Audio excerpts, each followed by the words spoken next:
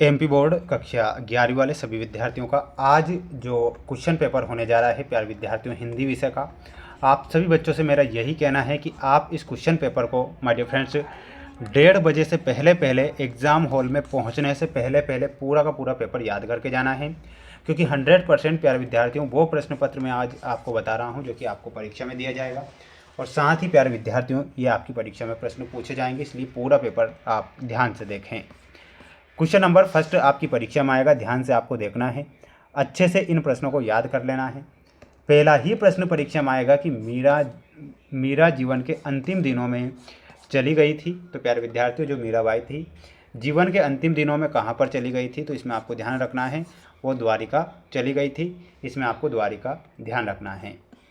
दूसरा प्रश्न आज परीक्षा में आएगा कि निम्नलिखित कृतियों में खंड काव्य कौन सा है। तो खंड काव्य हो जाएगा प्यारे विद्यार्थियों पंचवटी एक खंड काव्य है, इसमें आपको पंचवटी ध्यान रखना है। तीसरा प्रश्न परीक्षा में आएगा आज कि मेरी कहानी आत्मकथा है। तो मेरी कहानी जो आत्मकथा है किसकी है, पंडित जवाहरलाल नेहरू की आत्मकथा है मेरी कहानी। मेरे फ्रेंड्स अच्छे से देखें। अगला प्रश्न आएगा परीक्षा में कि अर्थ के आधार पर वाक्यों के कितने प्रकार होते हैं।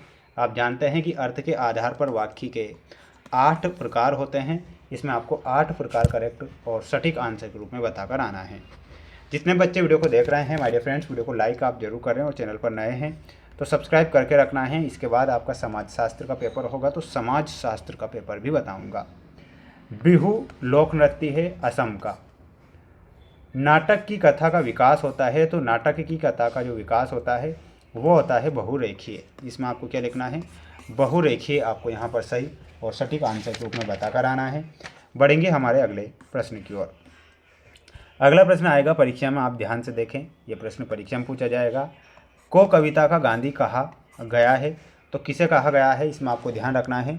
भवानी प्रसाद मिश्र को कविता का गांधी कहा गया है, इसमें आपको लिखना है भवानी प्रसाद मिश्र। गज़ल के शेरों में का होना जरूरी नहीं है, तो केंद्रीय भाव का होना जरूरी नहीं है, इसमें आपको लिखना है केंद्रीय भाव। अगला है धनराम दर्जे तक ही स्कूल का मुंह देख पाया था, तो इसमें आपको लिखना है तीसरे दर्जे। मुहावरों में शब्द शक्ति पाई जाती है, तो मुहावरों में लक्षणा शब्द शक्ति पाई जाती है, इसमें आपको क्या लिखना है लक्षणा शब्द शक्ति। उड़ीसा के पटचित्र कथा में जयदेव के को उकेरा गया था, तो ध्यान रखना है गीत गोविंद को उकेरा गया था, इसमें आपको लिखना है गीत गोविंद। नियतांत व्यक्तिक रचना है, तो डायरी नियतांत व्यक्तिक रचना है, इसमें आपको डायरी से लिखना है। जितने बच्चे वीडियो को देख रहे हैं माय डियर फ्रेंड्स वीडियो को लाइक कर चैनल को सब्सक्राइब जरूर करें। पिछले वर्ष यानी कि अगले वर्ष भी मैं आपके साथ रहूंगा और बिल्कुल प्यारे विद्यार्थियों जिस प्रकार मैंने इस वर्ष आपका साथ दिया है आपका साथ अगले वर्ष भी नहीं छोड़ूंगा और इसी प्रकार आपके लिए प्रयास और मेहनत लगातार करूँगा। एक कंठ विस्पाय हिंदी का गीति नाट्य है, बिल्कुल ये सत्य लिख कर आना है। विभाव रस का अंग होता है, ये सत्य लिखना है। एकांकी में एक ही दृश्य होता है, गलत लिखना है। चाई माई समानार्थी शब्द युग्म का उदाहरण है, गलत होगा। द्रुत लेके गाने लता ने बड़ी उत्कटता से गाए हैं, ये गलत होगा। हिंदी वर्णमाला में संयुक्ताक्षरी वर्णमाला के अंत में आते हैं, ये आज आपको सत्य लिख कर आना है, ठीक है।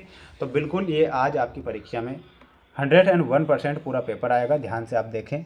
अगला प्रश्न आएगा, ये देखिएगा आपकी स्क्रीन के सामने है।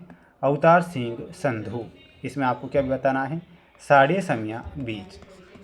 ग्वाला का नाम क्या था, तो ग्वाला का नाम था सुंदर। महाकाव्य में आपको मिलाना है प्रिय प्रवास से। चुन्नी वाला देवी में इंदिरा ठाकुरन सही होगा।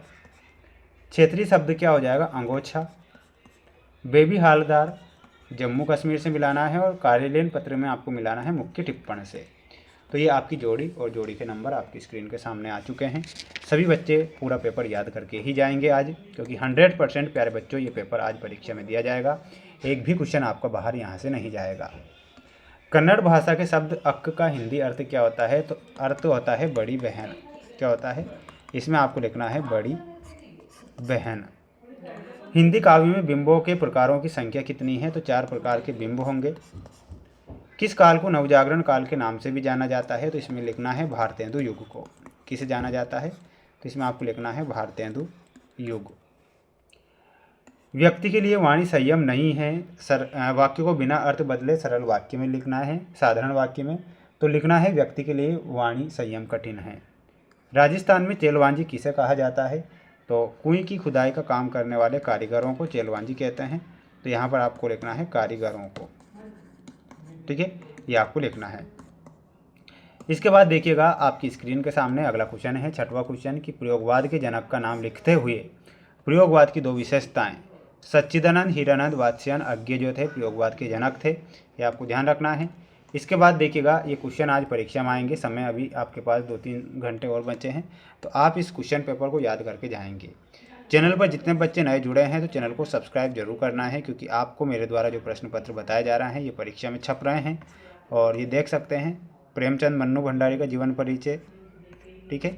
और देखिएगा इसके बाद ये आपका दूसरा सेट पेपर आएगा, जो कि मैं आपको बताऊंगा। बिल्कुल सभी बच्चों को, चैनल पर नए हैं तो सब्सक्राइब जरूर करें। मिलते हैं नेक्स्ट वीडियो में।